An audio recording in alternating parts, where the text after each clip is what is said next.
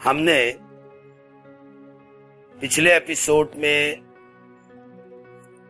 आधे अधूरे के बारे में बात की थी। आज हम हाय वदन के बारे में बातें करेंगे।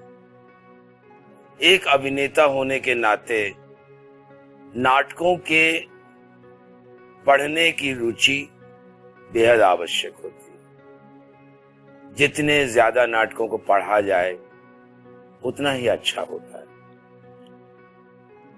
आज हम हाय वदन पर चर्चा करेंगे, जिसे मध्य प्रदेश रंगमंडल में श्री बीबी कारण साहब आदरणीय, उन्होंने इसका निर्देशन किया था। मध्य प्रदेश रंगमंडल, भारत भवन, भोपाल। कारण जी ने जब हाय वदन नाटक करने का निर्णय लिया तो सबसे पहले हम समस्त अभिनेताओं को उसकी रीडिंग कराई। हमने उसकी रीडिंग की। यह नाटक श्री गिरीश कार्नाड जी ने लिखा और इस नाटक में दो कहानियां हैं। एक कहानी है हाय वदन की। हाय मीन्स घोड़ा, घोड़े के मुख वाला मनुष्य, जिसका शरीर मनुष्य जैसा है और मुख घोड़े जैसा है, वाणी घोड़े जैसी। उस की एक कहानी है कि एक राजकुमारी थी। उस राजकुमारी के पिता ने स्वयंवर रखा।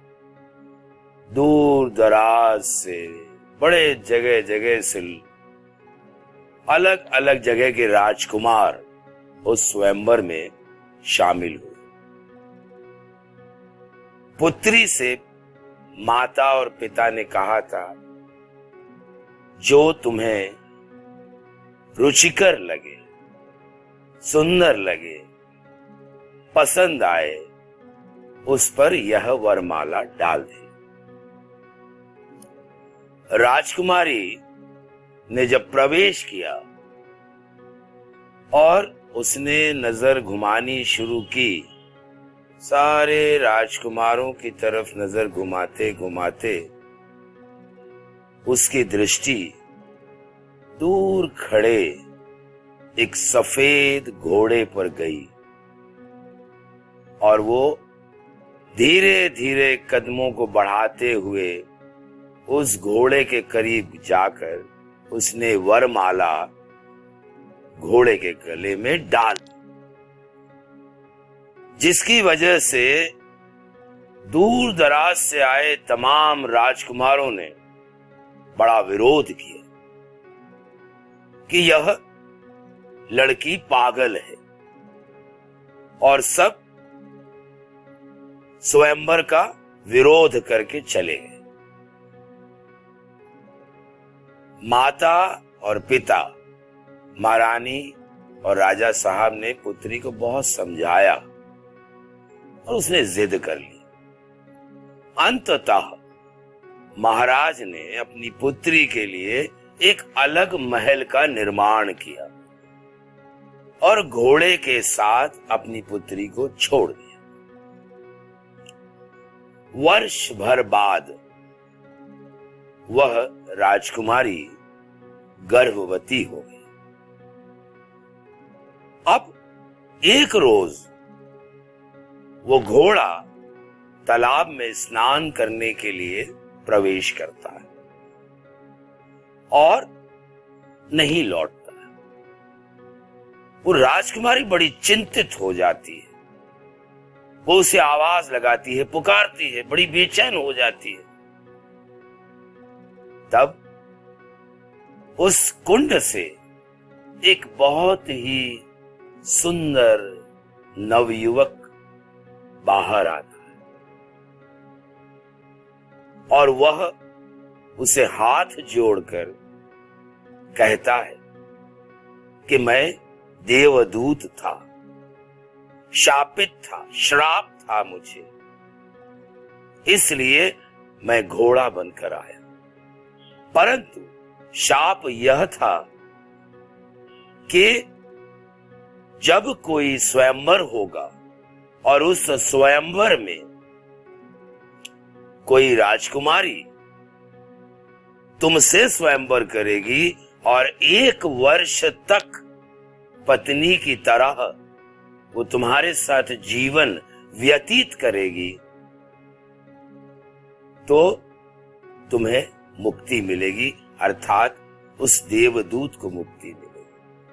और उस देवदूत को मुक्ति मिलती है और वो कहता है कि अगर तुम चाहो तो मेरे साथ चल सकती हो। बट राजकुमारी मना कर देती है। देवदूत चला जाता है। उस राजकुमारी से जन्मा पुत्र हैवदन, घोड़े के मुख वाला मनुष्य, वाणी घोड़े की, शरीर मनुष्य का, वह घोड़ा, वह बच्चा इस नाटक में अपूर्ण है।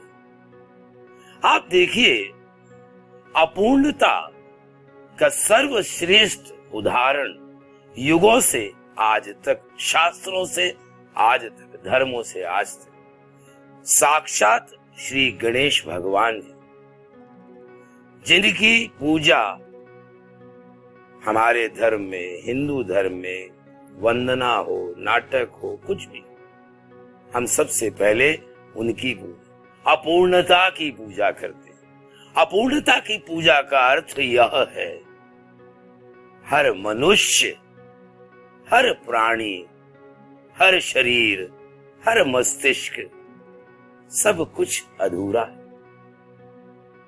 उस अपूर्णता से पूर्णता की दौड़, पूर्णता की खोज, उसी पूर्णता की खोज में लोग तप कर रहे हैं, शास्त्र लिख रहे हैं, कविता लिख रहे हैं, विज्ञान का हो रहा है।